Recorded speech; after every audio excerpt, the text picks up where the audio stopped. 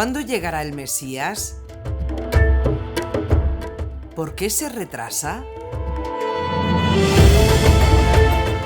A lo largo de esta serie, hemos estudiado lo que ocurrió en algunos grupos de judaísmo, entre los cuales se encuentran a los nazarenos, los creyentes en Yeshua como el Mesías. Estudiamos la gran disparidad de opiniones, incluso dentro de los nazarenos, que fue aumentando a lo largo de los siglos. Y debido a que el judaísmo rabínico oficial no creyó en Yeshua, y para ellos el Mesías no llegó, y vieron en la Torá y en los profetas el tiempo de su venida, y no llegó, tenemos una gran base de discusiones rabínicas acerca de su venida. ¿Y qué difieren estos del grupo de los nazarenos? ¿Por qué se retrasa tanto?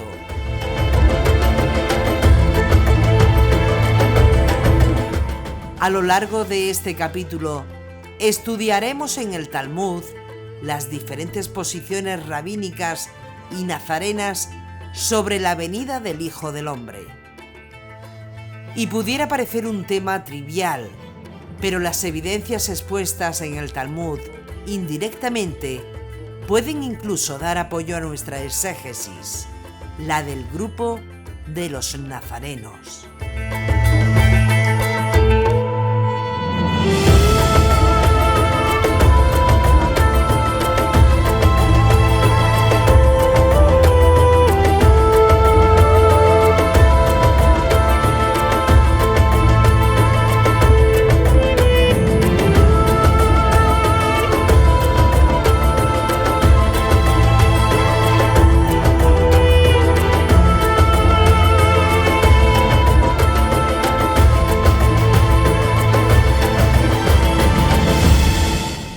...33 después de Yeshua, capítulo 9, el retraso del Mesías.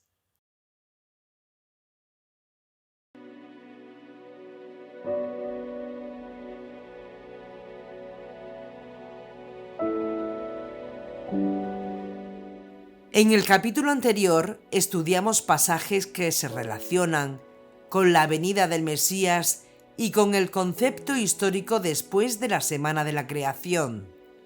Es decir, toda la historia comprende 7 días, donde cada día representa 1000 años, y el 7º día es el milenio final, un milenio de Shabbat.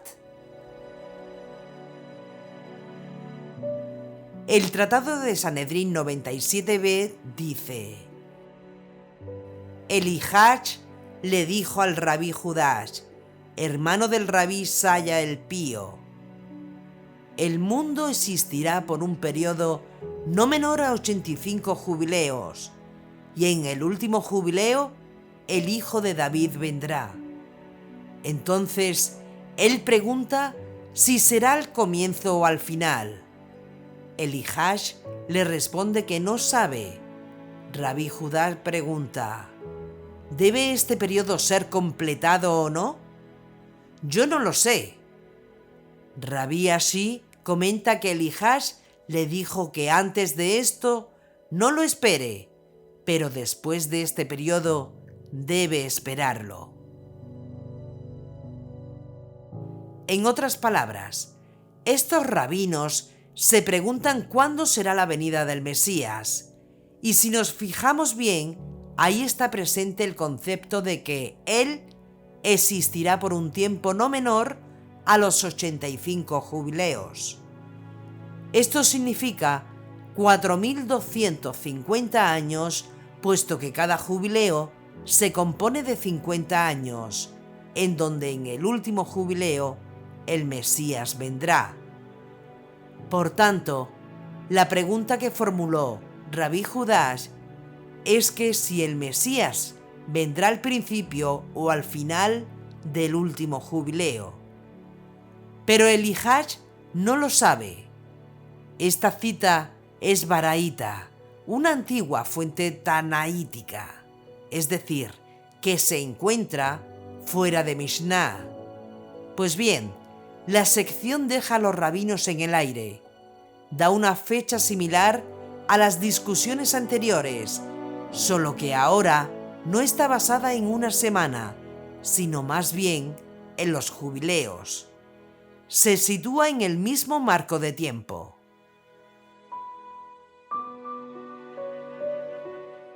Como estudiamos en el capítulo anterior, el tiempo era de 2000 años, caos, antes que la Torá fuera dada.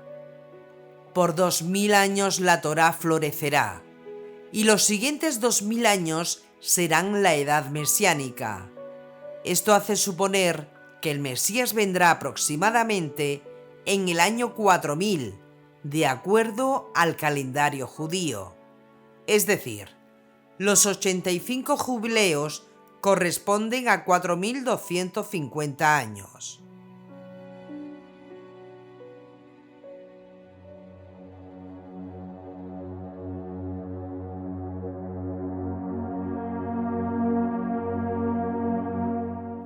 De cualquier forma que se mire, y desde el punto de vista del Talmud, el Mesías debería haber venido hace 1750, sumando los 200 años perdidos, o hace 2000 años, de acuerdo al calendario judío, pero el Mesías no vino.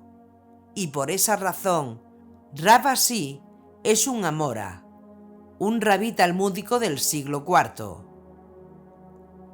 Y la respuesta que dio dice: antes de ese día, no esperen que venga, pero después del último jubileo, deben estar preparados para su llegada cada día. Tratado de Sanedrín 97b. Rabí Hanan Talifa le envió mensaje a Rabí Yosef. Una vez me encontré con un hombre que poseía un pergamino escrito en hebreo en caracteres asirios. Tratado de Sanedrín 97b.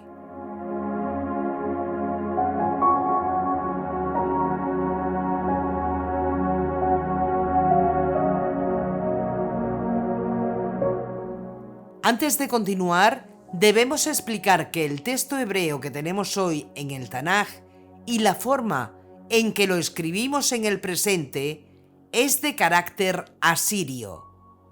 Estos caracteres son las letras de forma cuadrangular del alfabeto hebreo.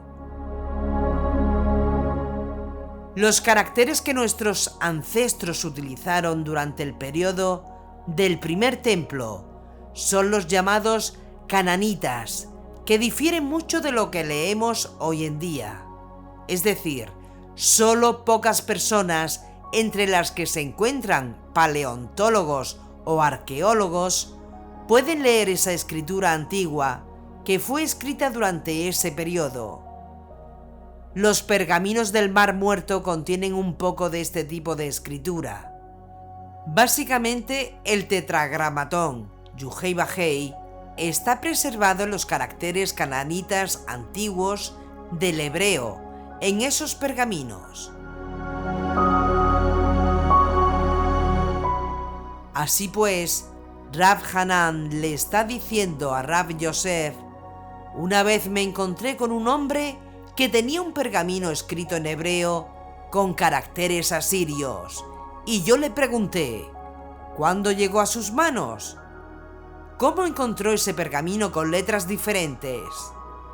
Él me contestó: yo me enrolé como mercenario en el ejército romano y lo hallé entre los archivos de Roma. En él se afirmaba que 4231 después de la creación, el mundo estará huérfano. Algunos de ellos, con el transcurso de los años, serán perdidos en la guerra contra los grandes monstruos marinos y otros en la guerra de Gog y Magog. Y en el resto del periodo será la era mesiánica, cuando el único santo bendito sea Él, renovará su mundo después de 7000 años. Rabí Jajá, hijo de Rabá, dijo que sería después de 5000 años. Esta discusión es interesante porque contiene muchos aspectos históricos importantes. Tenemos dos rabinos discutiendo sobre la venida del Mesías, y se encuentran con la historia del hombre que halló el manuscrito en los archivos romanos, muy probablemente del periodo del Segundo Templo, escrito en asirio, y que fija la venida del Mesías después de 4231 años, y que se acerca mucho al anterior baraíta, que hablaba acerca de 4250 años y en el último jubileo.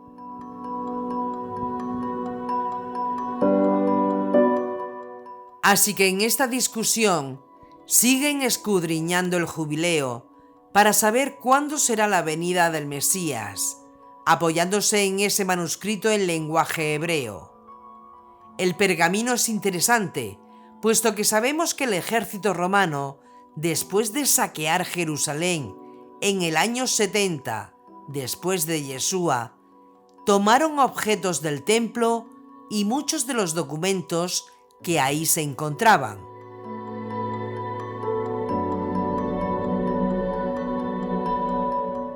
De hecho, muchos estudiosos han encontrado muchos de estos documentos en los archivos romanos que están en poder de la Iglesia Católica hasta el día de hoy. Aún existen miles y miles de manuscritos hebreos que no han sido ni mostrados ni revelados a nadie por parte de esa iglesia.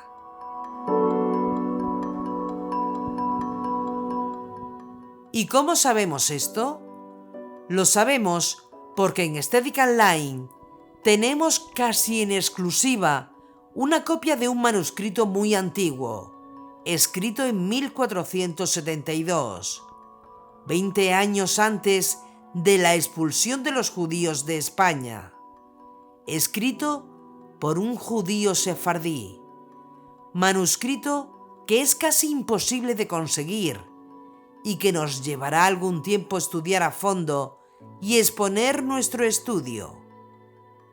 Pues bien, este manuscrito hebreo de la sabiduría de Dios está dedicado a Yeshua y es una exposición de fuentes estrictamente judías, sin ninguna cita del Nuevo Testamento, del por qué Yeshua era el Mesías. Y por eso decimos que literalmente existen miles de manuscritos hebreos en posesión de la Iglesia Católica. Pues bien, retomando el tema de este capítulo, este pasaje del Talmud, escrito en algún periodo del IV o V siglo, reflejan esta realidad, y es que en los archivos romanos existían escritos que se referían a la venida del Mesías. El Talmud preserva esta verdad y registros de que este manuscrito había sido encontrado, y en el que se dice que el Mesías vendrá en el 4231 después de la creación del mundo, y que en su venida se usa el concepto de una gran guerra mitológica contra los monstruos del mar y la guerra de Gog y Magog. Después de estas guerras será la edad mesiánica. En otras palabras, este manuscrito sostiene, si lo ponemos dentro del marco de la teología judía de los creyentes en Yeshua, que antes de la venida del Mesías habrá una gran guerra mitológica en contra de los monstruos, y Gog y Magog. Después, la edad mesiánica. Después de la edad mesiánica, el mundo será renovado después de 7000 años. La edad mesiánica empezará en el 4231, pero el mundo renovado, nuevos cielos, nueva tierra, en la forma en que lo describe lo profetizado por Isaías, será solo a partir del periodo de 7000 años. Es decir, estos rabinos no vieron aquí un milenio, ellos vieron un periodo de casi 2000 años, como ya estudiamos.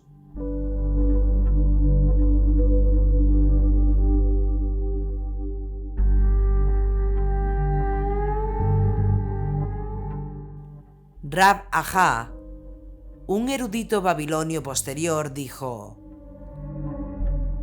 la afirmación era después de 5000 años y no después de 7000. Ha sido enseñado, dice Rabí Natán. Este verso penetra y desciende hasta el abismo. Y aquí está hablando de un versículo de Habacuc, capítulo 2, verso 3.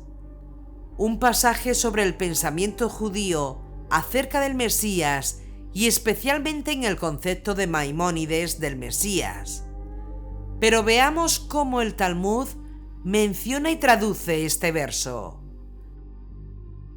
Porque la visión está aún para un tiempo señalado, pero al final hablará y no mentirá. Aunque se tarde, espéralo. Pero ciertamente esto vendrá, no tardará. Observemos la confusión en la gramática que esta traducción refleja del texto hebreo.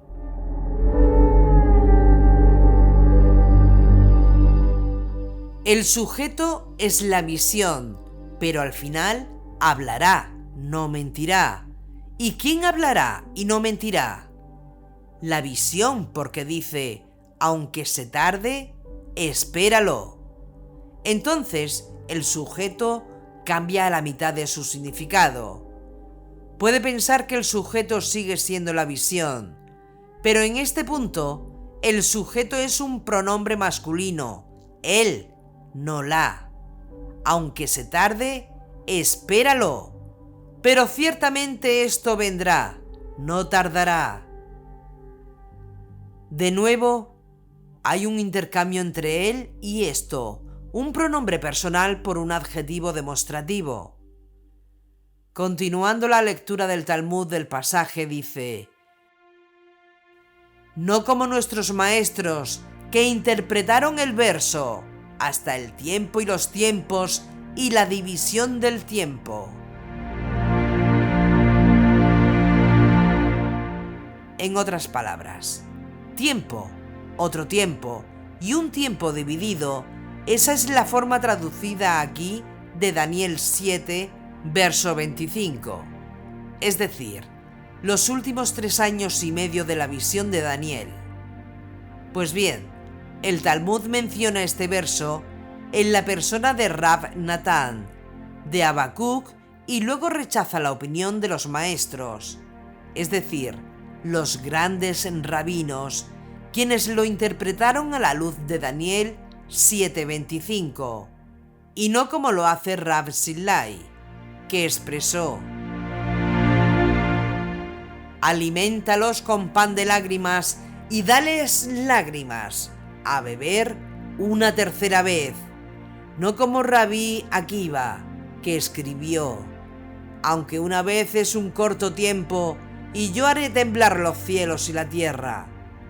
Tomado de Ageo capítulo 2, verso 6.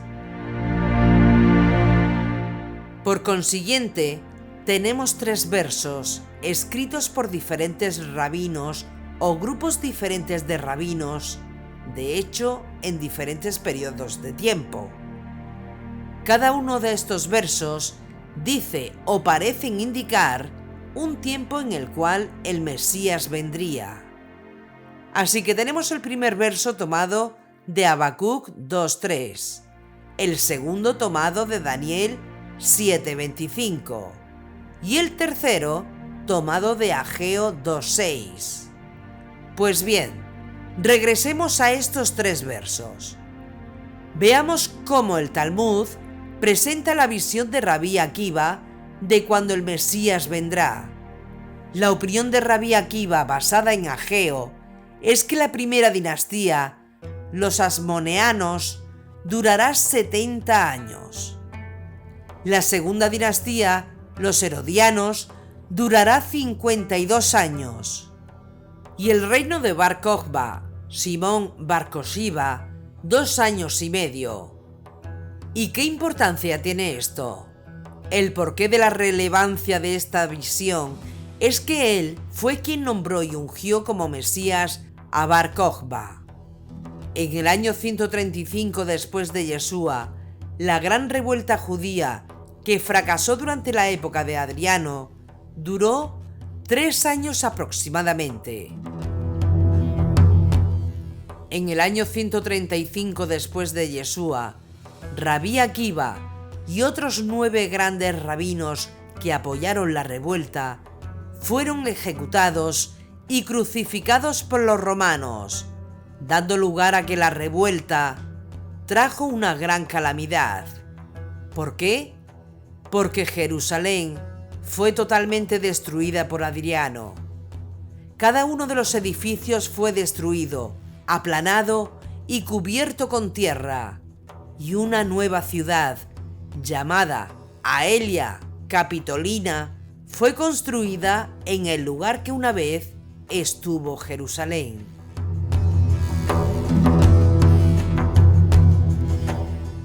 Lo interesante de estos 3 versos, relacionados con la venida del Mesías, es el desacuerdo de interpretación de otros rabinos y la interpretación de Rabí Akiva, que interpretó este verso de Ageo como 3 periodos con diferentes dinastías, incluyendo el corto reinado de Bar Kokhba.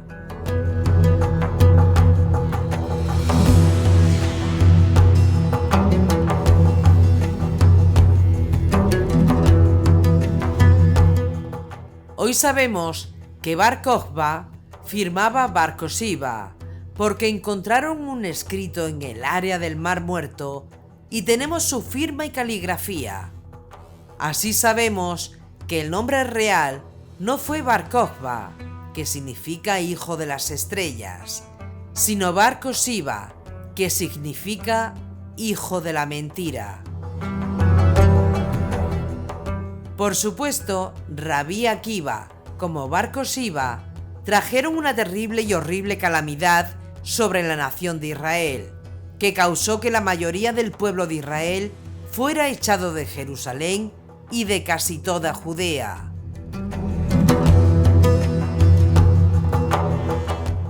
En esa época, el centro de aprendizaje judío se mudó hacia Galilea y de ahí a Babilonia. Pues bien, la opinión de Rabí Natán tomada de Habacuc 2:3 es que dentro de las promesas hay un tiempo señalado. No mentirá y al final hablará. Por tanto, nuestra misión es esperarlo. Esperar sin rendirse, porque Él vendrá y no tardará. ¿Por qué? Porque hay un tiempo establecido para su venida. No lo conocemos, pero nuestra tarea es esperar. La posición del milenio de Rabí Natán es muy similar a Maimónides, una actitud milenial en la cual la misión del creyente es no perder la esperanza, sino esperar y estar preparado. La segunda posición que sostuvieron los apóstoles fue interpretada del capítulo 7, verso 25 de Daniel. Un tiempo, tiempos y la mitad del tiempo. En otras palabras, un periodo de 3 años y medio. Por tanto, existe un tiempo establecido y debemos esperar ese tiempo sin ansiedad.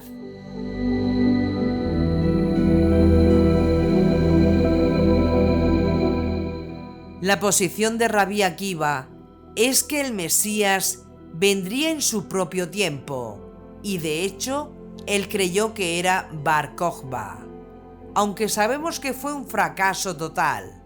Pues bien, la discusión de la llegada del Mesías de estos versos y su interpretación es muy interesante. El Talmud pregunta, ¿qué significado tiene? ¿Pero al final esto hablará y no mentirá? Se refiere al pasaje de Habacuc, al final esto hablará. Se refiere a la visión y no mentirá. Rav Shmuel ben Nachmani dice en nombre de Rav Jovatá: quebrantados sean los huesos de aquellos que calculan el final. Es decir, hay una maldición sobre todos aquellos que se entregan a sí mismos a especulaciones acerca del final de los tiempos. Y el Talmud prosigue después de esta maldición diciendo: pues ellos dirán que el tiempo predeterminado ha llegado y sin embargo él no ha venido, entonces no vendrá. El Talmud predice que sucederá con esos calculadores del fin y que se entregan a sí mismos a estas doctrinas especulativas del fin de los tiempos, porque causan desesperación en las personas.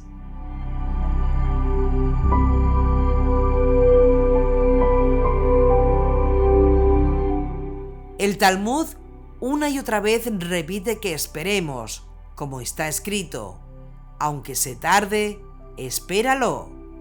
El Talmud continúa: usted dirá eso, esperamos su llegada, pero él no viene. Entonces la Escritura dice: por lo tanto el Señor esperará, para que pueda tener gracia hacia vosotros, entonces será exaltado y tendrá misericordia de vosotros. Esta cita del Talmud, tomada de Isaías 30:18, refleja la posición de esperar, es decir, lo mismo que enseñó Yeshua.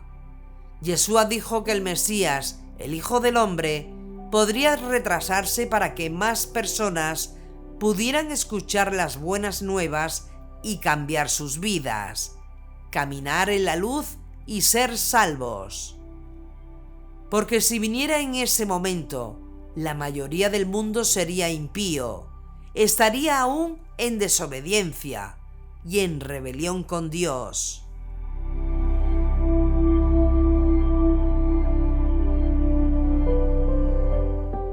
Él mismo está esperando a que Dios autorice su venida, dándole a la humanidad una oportunidad para cambiar, para hacer la obra que los rabinos llaman Hatikun Hagadol, la gran obra de restauración, que la humanidad necesita y espera con urgencia.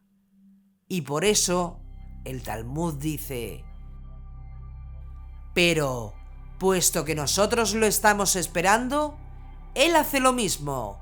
¿Por qué retrasa su venida? En otras palabras, el Talmud se pregunta: nosotros estamos esperando por Él. Él está esperando venir, pero aún no viene y su llegada se retrasa. Y lo que está diciendo es que el atributo de la justicia de Hashem lo retrasa. ¿Por qué? Porque el atributo de justicia es uno de los principales atributos de Dios. Dios tiene dos atributos principales, que son su justicia y su misericordia. Y Dios equilibra estos atributos en la historia. Y si hubiese enviado ya al Mesías, el mundo entero se habría perdido. Por amor a mi nombre contengo mi ira, y para mi alabanza la reprimo contigo, a fin de no destruirte. Isaías 48:9. Y en este sentido, Yeshua es el atributo de misericordia que tuvo que morir a causa de la justicia de Dios. Y por esta razón, Pablo de Tarso nos explicó esta misma idea según leemos de la carta a los romanos, porque el atributo de la justicia de Dios no puede quedar insatisfecho, es decir, es parte de su carácter. Habiendo pues recibido de la fe nuestra justificación, estamos en paz con Dios, por nuestro Señor Yeshua HaMashiach, por quien hemos obtenido también, mediante la fe, el acceso a esta gracia, en la cual nos hallamos y nos gloriamos en la esperanza de la gloria de Dios. Más aún, nos gloriamos hasta en las tribulaciones, sabiendo que la tribulación engendra la paciencia virtud probada, la virtud probada esperanza, y la esperanza no falla, porque el amor de Dios ha sido derramado en nuestros corazones por el Espíritu Santo que nos ha sido dado. En efecto, cuando todavía estábamos sin fuerzas en el tiempo señalado, Mesías murió por los impíos. En verdad, apenas habrá quien muera por un justo. Por un hombre de bien, tal vez se atrevería uno a morir. Mas la prueba de que Dios nos ama es que Mesías, siendo nosotros todavía pecadores, murió por nosotros. ¿Con cuánta más razón, pues justificados ahora por su sangre, seremos por él salvos de la cólera? Si cuando éramos enemigos fuimos reconciliados con Dios por la muerte de su Hijo, ¿con cuánta más razón, estando ya reconciliados, seremos salvos por su vida? Y no solamente eso, sino que también nos gloriamos en Dios por nuestro Señor Yeshua HaMashiach, por quien hemos obtenido ahora la reconciliación. Romanos 5, 1-11.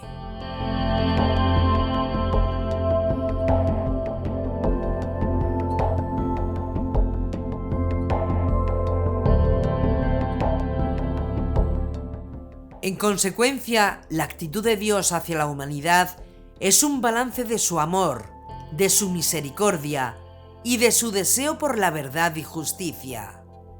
Y por eso está escrito en el Nuevo Testamento: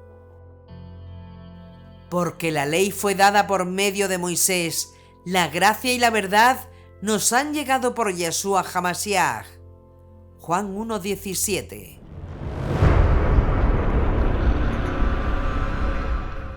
Verdad por Yeshua y justicia por Moisés.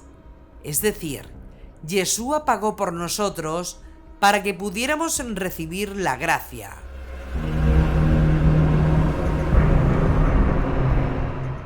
La verdad es el atributo de la justicia que es absoluta, y la gracia es el atributo del amor y caridad de Dios.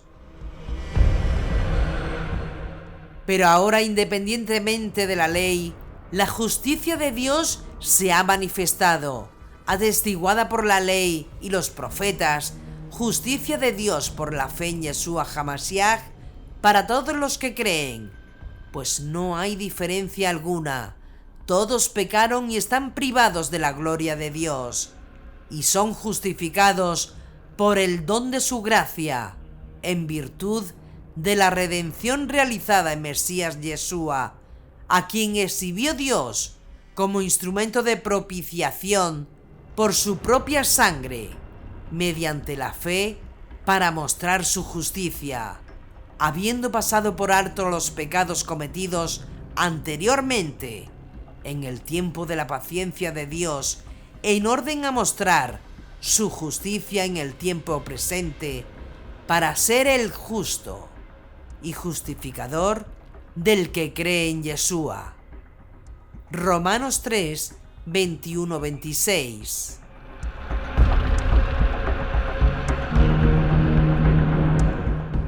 Y sobre el tiempo de su venida, ya desde el siglo I se discutía sobre ese asunto.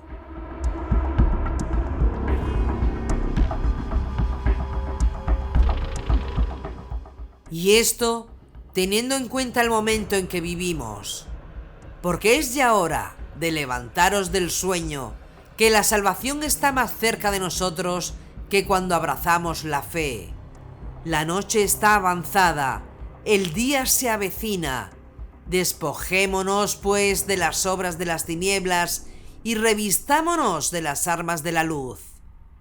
Romanos 13, 11-12.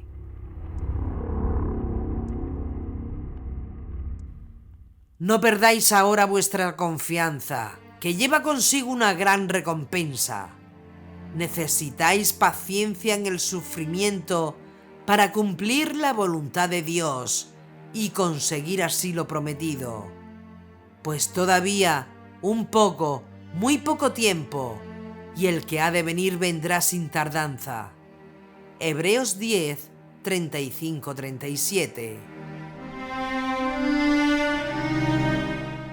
Por lo tanto, queridos, en espera de estos acontecimientos, esforzaos por ser hallados en paz ante Él, sin mancilla y sin tacha. La paciencia de nuestro Señor juzgadla como salvación, como os lo escribió también Pablo, nuestro querido hermano, según la sabiduría que le fue otorgada.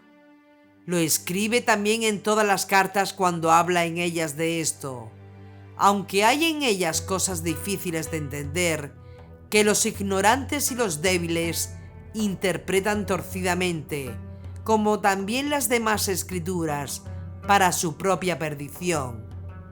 Vosotros, pues, queridos, estando ya advertidos, vivid alerta, no sea que, arrastrados por el error de esos disolutos, os veáis derribados de vuestra firme postura.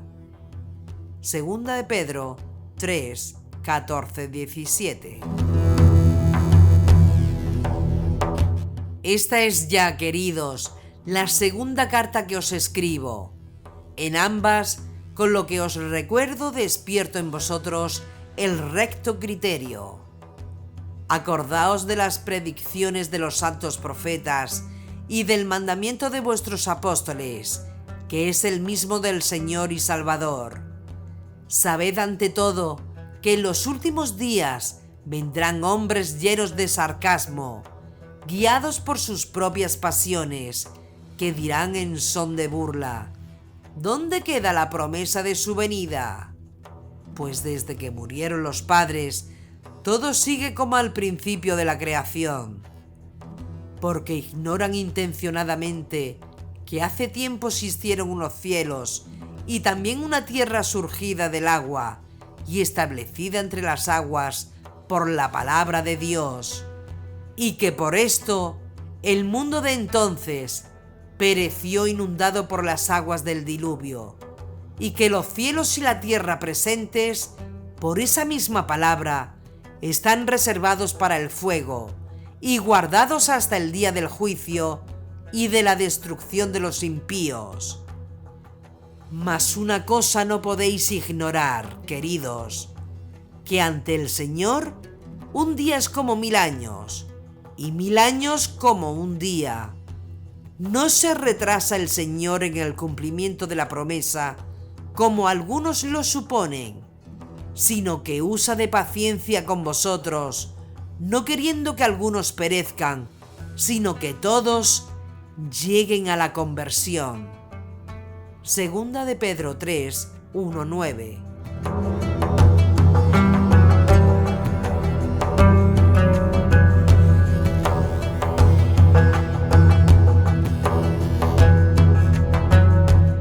Como hemos estudiado, los apóstoles de Yeshua, incluido Pablo de Tarso, amonestaron acerca de la paciencia en la espera de su venida. ¿Y qué dice el Talmud? El Talmud dice: ¿qué retrasa la venida del Mesías? El retraso de la venida del Mesías es a causa del atributo de la justicia de Dios. Simplemente eso. ¿Por qué? Porque en este momento no somos merecedores de ser salvos. Y como Dios no quiere condenarnos, utiliza ese atributo de su justicia, esperando que nosotros respondamos a su gracia. Pero puesto que el atributo de justicia lo retrasa, ¿por qué lo esperamos? La respuesta: para ser recompensados con esperanza, para que creamos como está escrito: benditos sean todos aquellos que lo esperen. Y ahí está haciendo una referencia a Isaías que dice: sin embargo, aguardará Adonai para hacernos gracia, y así se levantará para compadeceros, porque Dios de equidad es Adonai. Dichosos todos los que en él esperan. Isaías 30:18. Ahora, en este punto, debemos poner en relieve los puntos de vista de los rabinos talmúdicos y, por otro lado, el de los apóstoles.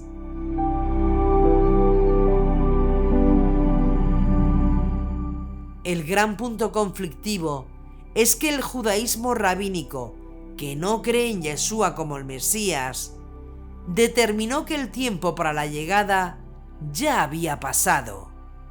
Y de ahí los largos debates rabínicos sobre su venida, llegando incluso a traer citas del Tanaj para entender su retraso. Pero claro, esta posición que creemos que en base tiene fundamento, está mal colocada en el tiempo. Es decir, los apóstoles de Yeshua comprendieron que el retraso de la venida del Hijo de David comprendería en su segunda venida.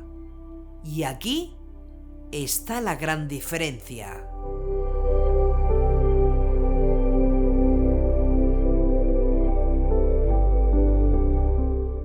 Por tal motivo, como dijo Pablo de Tarso, parte del pueblo de Israel fue cortado del olivo, sin olvidar que grande es Dios para injertar de nuevo a su pueblo.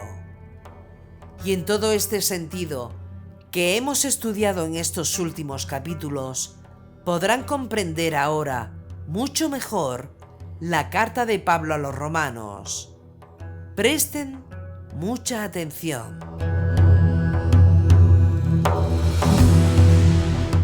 Digo la verdad en Mesías, no miento. Mi conciencia me lo atestigua en el Espíritu Santo.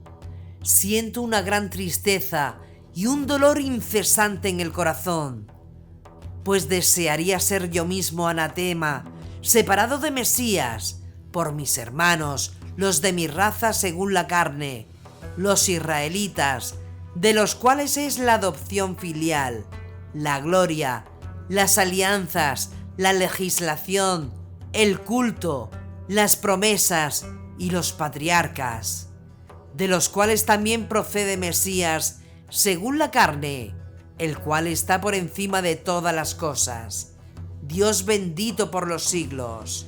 Amén. No es que haya fallado la palabra de Dios, pues no todos los descendientes de Israel son Israel, ni por ser descendientes de Abraham son todos hijos, sino que por Isaac llevará tu nombre una descendencia, es decir, no son hijos de Dios los hijos según la carne, sino que los hijos de la promesa se cuentan como descendencia. Porque estas son las palabras de la promesa: por este tiempo volveré y Sara tendrá un hijo. Y más aún, también Rebeca concibió de un solo hombre, nuestro padre Isaac. Ahora bien, antes de haber nacido y cuando no habían hecho ni bien ni mal, para que se mantuviese la libertad de la elección divina, que depende no de las obras, sino del que llama, le fue dicho a Rebeca: el mayor servirá al menor, como dice la Escritura: amé a Jacob y odié a Esaú. ¿Qué diremos, pues? ¿Que hay injusticia en Dios? De ningún modo. Pues dice él a Moisés: seré misericordioso con quien lo sea, me apiadaré de quien me apiade. Por tanto, no se trata de querer o de correr, sino de que Dios tenga misericordia. Pues dice la Escritura a Faraón: te he suscitado precisamente para mostrar en ti mi poder, y para que mi nombre sea conocido en toda la tierra. Así pues, usa de misericordia con quien quiere, y endurece a quien quiere. Pero me dirás, entonces, ¿de qué se enoja? Pues, ¿quién puede resistir a su voluntad? Oh hombre, ¿pero quién eres tú para pedir cuentas a Dios? ¿Acaso la pieza de barro dirá a quien la modeló: ¿por qué me hiciste así? ¿O es que el alfarero no es dueño de hacer de una misma masa unas vasijas para usos nobles y otras para usos despreciables? Pues bien, si Dios, queriendo manifestar su cólera y dar a conocer su poder, soportó con gran paciencia objetos de cólera preparados para la perdición, a fin de dar a conocer la riqueza de su gloria con los objetos de misericordia que de antemano había preparado para gloria con nosotros, que hemos sido llamados no solo de entre los judíos, sino también de entre los gentiles. Como dice también en Oseas: llamaré pueblo mío al que no es mi pueblo, y amada mía a la que no es mi amada. Y en el lugar mismo en el que se les dijo: no sois mi pueblo, serán llamados hijo de Dios vivo. Isaías también clama en favor de Israel: aunque los hijos de Israel fueran numerosos como las arenas del mar, solo el resto será salvo, porque pronta y perfectamente cumplirá el Señor su palabra sobre la tierra.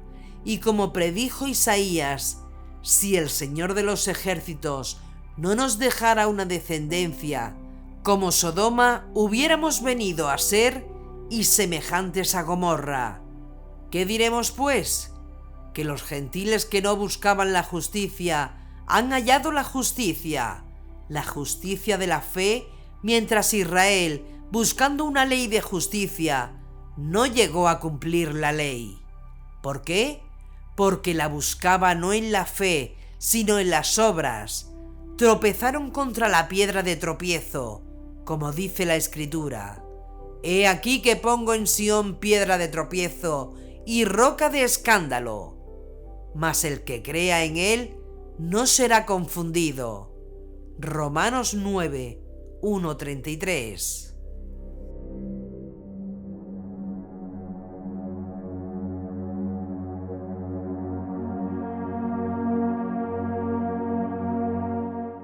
Hermanos, el anhelo de mi corazón y mi oración a Dios en favor de ellos es que se salven. Testifico en su favor que tienen celo de Dios, pero no conforme a un pleno conocimiento, pues desconociendo la justicia de Dios y empeñándose en establecer la suya propia, no se sometieron a la justicia de Dios, porque el fin de la ley es Mesías, para justificación de todo creyente. En efecto, Moisés escribe acerca de la justicia que nace de la ley: quien la cumpla vivirá por ella. Mas la justicia que viene de la fe dice así: no digas en tu corazón: ¿quién subirá al cielo? Es decir, para hacer bajar a Mesías, o bien, ¿quién bajará al abismo? Es decir, para hacer subir a Mesías de entre los muertos. Entonces, ¿qué dice? Cerca de ti está la palabra, en tu boca y en tu corazón, es decir, la palabra de la fe que nosotros proclamamos. Porque si confiesas con tu boca que Yeshua es Señor y crees en tu corazón que Dios le resucitó de entre los muertos, serás salvo. Pues con el corazón se cree para conseguir la justicia, y con la boca se confiesa para conseguir la salvación. Porque dice la Escritura: todo el que crea en Él no será confundido. Que no hay distinción entre judío y griego, pues uno mismo es el Señor de todos, rico para todos los que le invocan. Pues todo el que invoque el nombre del Señor se salvará. Pero ¿cómo invocarán a aquel en quien no han creído? ¿Cómo creerán en aquel a quien no han oído? ¿Cómo oirán sin que se les predique? ¿Y cómo predicarán si no son enviados? Como dice la Escritura: cuán hermosos los pies de los que anuncian el bien. Pero no todos obedecieron a la buena nueva. Porque Isaías dice: Señor, ¿quién ha creído a nuestra predicación? Por tanto, la fe viene de la predicación, y la predicación por la palabra de Mesías. Y pregunto yo, ¿es que no han oído? Cierto que sí. Por toda la tierra se ha difundido su voz, y hasta los confines de la tierra sus palabras. Pero pregunto, ¿es que Israel no comprendió? Moisés es el primero en decir, os volveré celosos de una que no es nación. Contra una nación estúpida os enfureceré.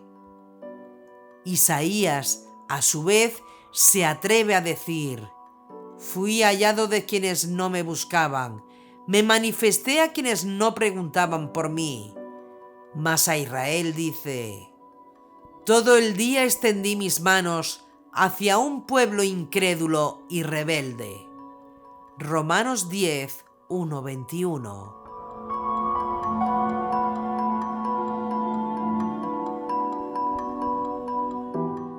Y pregunto yo, ¿es que ha rechazado Dios a su pueblo? De ningún modo. Que también yo soy israelita del linaje de Abraham, de la tribu de Benjamín. Dios no ha rechazado a su pueblo, en quien de antemano puso sus ojos. ¿O es que ignoráis lo que dice la Escritura acerca de Elías, cómo se queja ante Dios contra Israel?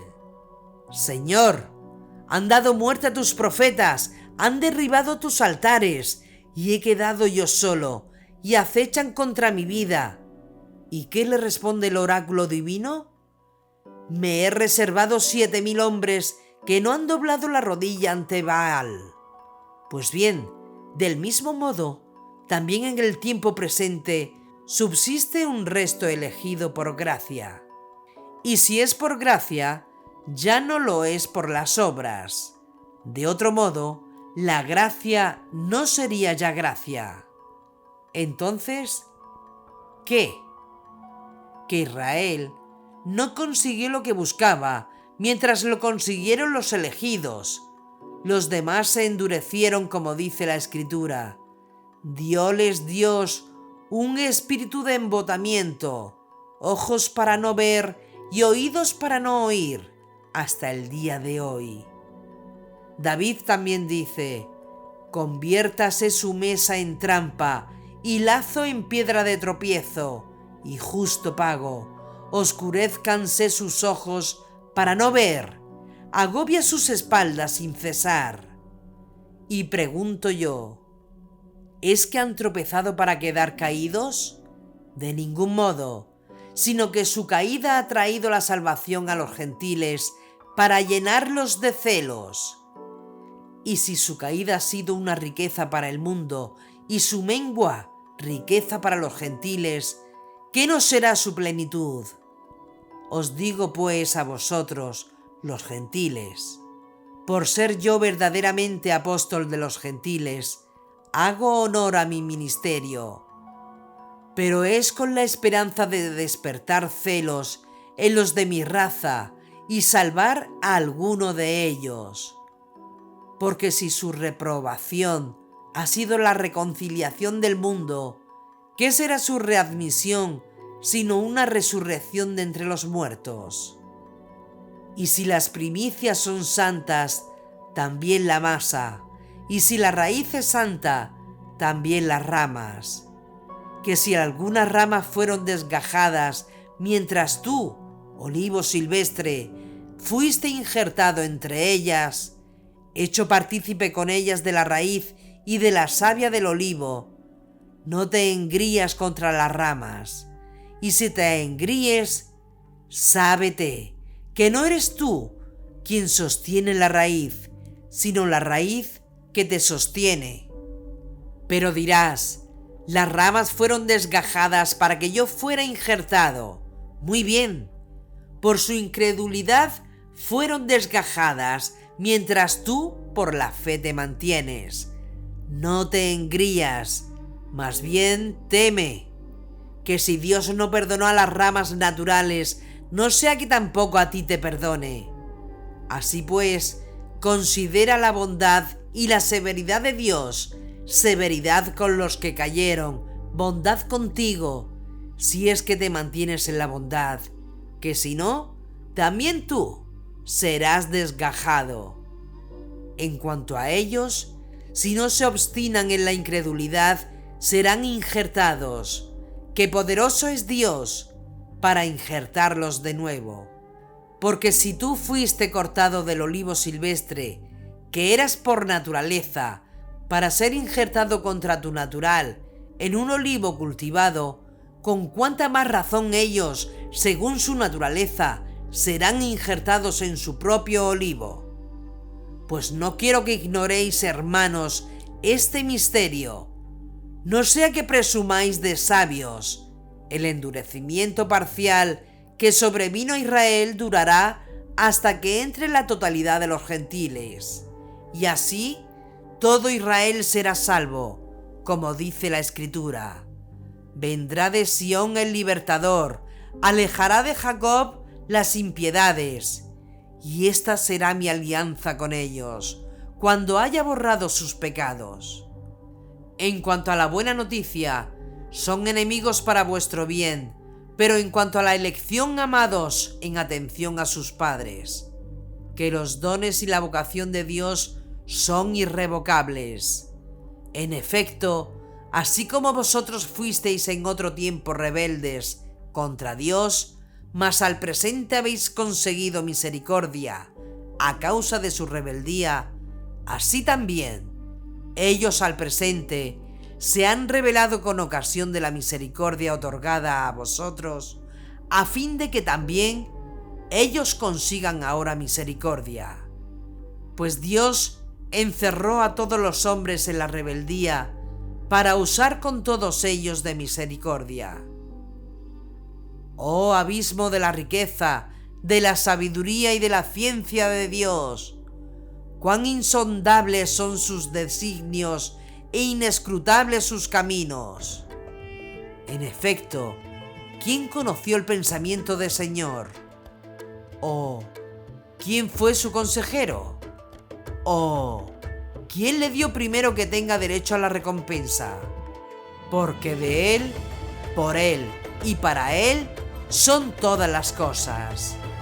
A Él la gloria por los siglos. Amén. Romanos 12, 1:35.